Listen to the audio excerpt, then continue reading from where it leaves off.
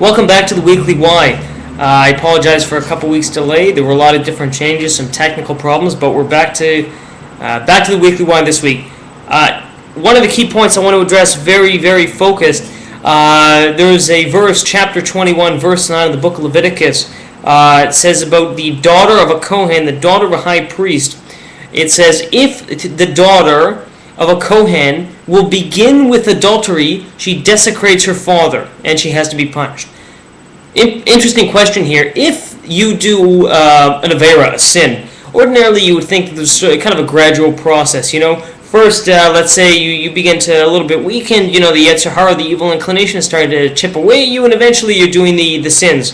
Very interesting wording here. It says she begins with adultery. Seems very odd. Why would a daughter of a Kohen, the Kohen is a high priest, or the Kohen Gadol is a high priest, but a priest here, why would she begin by doing this kind of adultery? It seems like it would be kind of a gradual process, especially if your father is certainly taking on that kind of a very important role.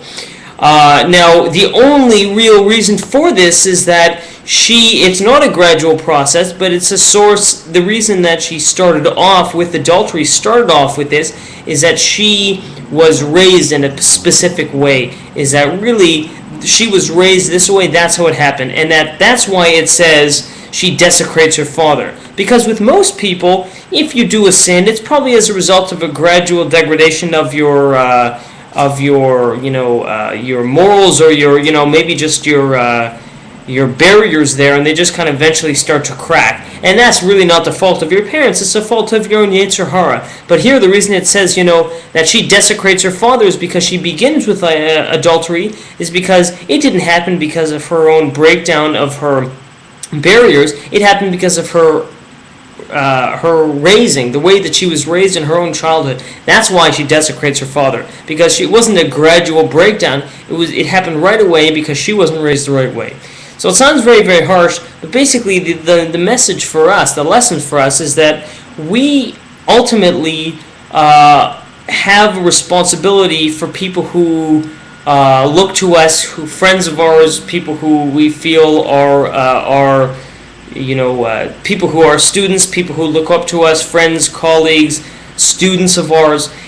In that, ultimately, what happens is that it's when somebody does an avera, does a sin, and it's because of a gradual laziness or degradation of themselves. That's ultimately their own responsibility. But if they're doing it because we haven't given them the correct background and foundation that they need, we are the ones who bear just as much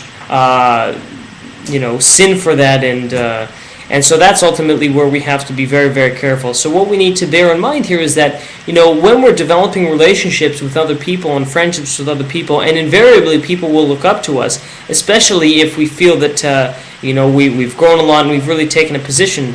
But it's very important to know that comes with a great deal of responsibility, obviously a great deal of opportunity as well, but the responsibility in the sense that we need to be raising people with the right attitude, right responsibility, care for the Jewish people, and concern for growth.